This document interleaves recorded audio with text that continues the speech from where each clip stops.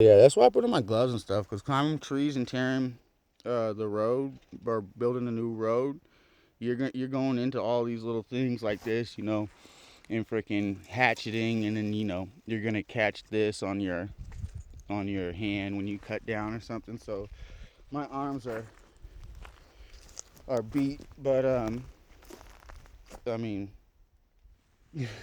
when I'm done, it's gonna be what I built with my blood, sweat, and tears. Well, yeah, actually, I do have. I was gonna say no tears, but um, I ain't gonna lie, I cry. I actually was I think I cried a couple nights ago. I had depression, and so um, when I feel like I gotta cry, I cry, dude. You know what I'm saying? There's nothing wrong with that. Freaking call me a sissy if you want to. I bet you won't call it to me to my face. No, but for real, if you're a guy out there and you're stuck on all this macho bullshit, let it go.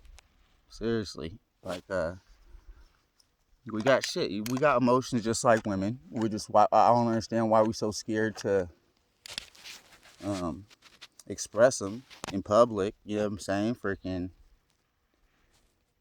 it is what it is, dude. Like, if you feel like you gotta cry, cry. Fuck all that macho bullshit. That's movie shit. You know what I'm saying? This is real life. You need to take care of yourself.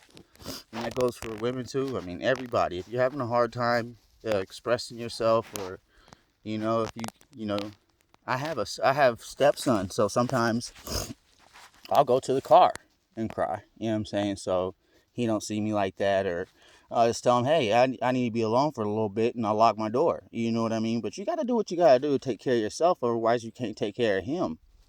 And you got to have an open line of communication in the relationship. Otherwise, he's gonna be like, dude, why you need to go outside? Why you need to be alone? No, I don't need no whys. He's got to know why. He's my son. He got to live with me. So he got to deal with it just as much as I got to deal with it. So he got to know so he can check me. And to all y'all parents out there, um, I, it's my stepson. I've adopted him. I've got another stepson too. I'm not trying to say I'm a perfect parent. I don't know nothing, but I didn't write no book on parenting, you know what I'm saying? But I will say, uh, telling my son exactly what my condition is, which is manic depressive anxiety disorder, uh, along with PTS and some other shit. Uh, it allows him to check me. And you got to give him that. You got to give them, he or she, that information that says, okay, this is what manic means. This is what depressive means. This is what anxiety means. So if you catch me going manic, say, hey, hey, hey, you've already told me that story before, or something like that. You know what I mean? It doesn't have to be mean. I mean, check you, like, as in, like, hey, bud, my son ain't never been like, dude, you tell me the fucking same story every single. No, dude, because he knows it's a condition and he knows that I can't help it. And so, but when I start it, I don't even want to repeat myself the same. I mean, who does? I don't want to tell him the same story 10 times. Like, it's like grandpa. I'm turning into grandpa, but I guess I see why. But it's not like he's ever like, it's just as soon as I'll start telling the story, he'll be like, is this the one about this? And I'm like, yeah, okay, my bad, dog. And honestly, and sometimes I'll be walking around and I'll be saying, oh, I got to go do this. And I'll go do 100 things before I get that one thing that I was supposed to get done. And he'll be like, have you taken medication today? Because I call it scatterbrained. Because you're kind of scatterbrained. And I'm like, you're right. I probably should. Because as long as I'm on my medication properly, then it keeps my mind, slowed down and so on and so forth, and able to make cognitive decisions and thoughts, and based on reality and facts rather than the emotion of the situation. So, anyways, that's my little spiel for parenting. Even though uh, y'all may not like that advice, take it with a grain of salt. That's just how I do, because I love my kids, and I don't want my kids to think that um, my behavior is because of something they did, or my anger or rage, or that's right there below the surface. If you're a veteran, go to counseling. Seriously, go to counseling. You have no idea of the stuff that you will learn. I mean, I thought I was smart, I had a little AA, whatever, but um, I thought I was smart, but I didn't know about the indoctrination. We were straight indoctrinated to be killers, and they never taught us how to not. And so, if you're having problems like anger issues, well, that was instilled in us. That rage is literally right below surface, so we could be shooting craps. You know what I'm saying? Somebody holler income, we grab our straps and start busting at them, and then go right back to shooting craps when the battle's over. So it's a little switch that they put in us that we turn off and on, and it gets triggered. And so the best way my sister put it to me is, I said, Lean Bean, do you think I have a anger management problem? And she says, it's not that you don't have a reason to get angry, but she said, is everything a capital offense, JJ? And that one right there is what made me sat back and say, yeah, I got a definite anger problem. Because there's no, I'm going to beat him up a little bit, you know what I'm saying? Or I'm just going to hit him twice. Or no, once you trigger that, it's like, it's on. And we go into the threats neutralized. And that's very dangerous, because we can easily kill somebody and not even mean to. And that's the truth. So anyways, for all y'all veterans out there, please, please, please, I'm begging you, for you and for me and for the country you proudly served, do something for yourself now. Serve yourself, because it is a service. My dad told me, he's an 88-year-old, no, excuse me, he's 89 now. My biological dad. He fought in the Korean War and got blown up in the Battle of Incheon. Tried to talk me going in counseling for 5 years. I'm fine, Pops. Ain't nothing wrong with me. You know what I'm saying? Well, they can see it. You don't see it, but they see it. You come back and you're not the same. Even if you didn't get deployed. I didn't get deployed. Been through a lot of shit, though.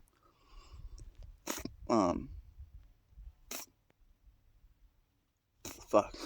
Jump school. My class was ate up like a soup sandwich. So, you go into the Army, you're going to see some things.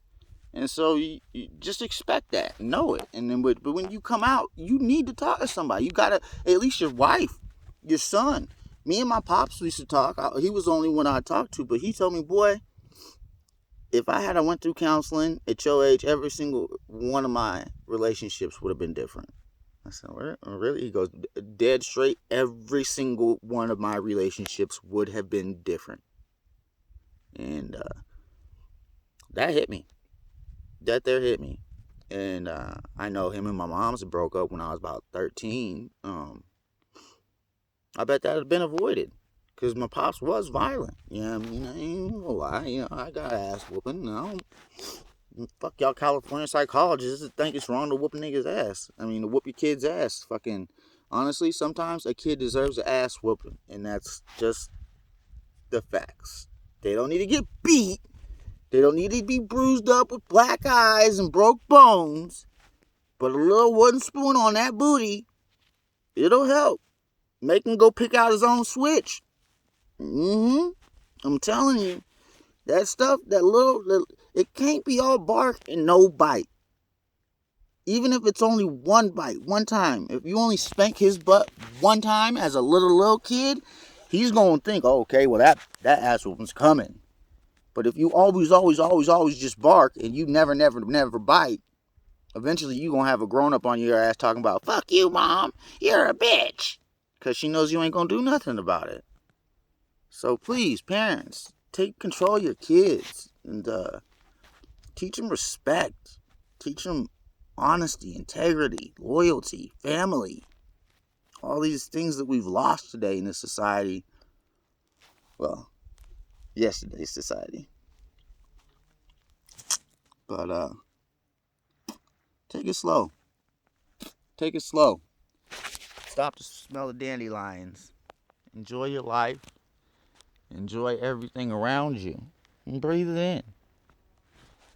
And that tends to, well, being up here makes me happy because it's just, I don't have to deal with society. I know one of those, stereotypical vets goes, gets property out in the middle of nowhere so he could be alone. But we're not crazy. We're just tired of the bullshit. And we're tired of society. We don't fit in. We really don't. We're on such a heightened state of hypervigilance. So out here it's totally cool. Well, I don't know. I've been sleeping with a gun by my side since I was 18. I joined the army at 17, so it's I kind of feel negative with that one. So, which is unfortunate. We're seriously. It's not like, I'm not saying that that's cool. No, dude. Like, normal people come out into nature and they'll go hiking with a stick. Which even if I wasn't in the army, if I go out into the woods, I still want a gun. You know what I mean? There's bears and shit out here, mountain lions and shit out here. I don't pass through carcasses huge, bigger than my body. So, I don't know. Call it stereotypical, but you ain't gonna find no black guy out in the middle of the woods without a freaking strap by himself. It just ain't gonna happen. No, I'm lying. That's such a blanket statement. There's no way it could be true. But seriously. Anyways, I guess I'm done with my little counseling session. I'll talk to you guys later. Stay blessed, stay safe, and talk to somebody. Even if it's your wife, even if it's your son. Say, hey son, you know what? There's some things that I ain't told you about. You know what I mean? What do you have to lose? You're getting to know your son's getting to know you, your daughter's getting to know you, you're getting to know your daughter. Like, what do you have to lose? You know? It's not like your kid's gonna look at you and be like, oh my God, you suck because you have depression. No, you're still their hero. And you gotta be the example to say, hey, life's a booch sometimes. And guarantee she gonna knock you down, yeah. But are you gonna get up? And the answer has to be yes. The answer has to be yes every friggin' time. Because life don't stop. It keep on rolling whether you like it or not. So, on that note, I'm going to go ahead and reload. I don't know. Call my friend. See what's going on in town. Well, I probably won't go in there. Might go survey the land some more for some more building spots. But thing is I realize once I find the spot, I got to get the road to it, which is the hardest part, obviously. Frick me, dude. Ugh. Big deep breath. Big deep breath. But can you tell me what kind of a car company makes a bumper out of styrofoam? Styrofoam! Hell is wrong with y'all? What the hell is wrong with y'all? What is your major malfunction, Bert? Fucking styrofoam. Piece of shits. Bumpers. The car is good. The bumpers are pieces of shit. So if you get a Jeep, first thing you do, change that fucking bumper. First thing. I'm not even kidding. First thing, change your bumpers. Anyways, you gotta have a good one. Stay blessed, stay safe, stay healthy. I'll talk to you later.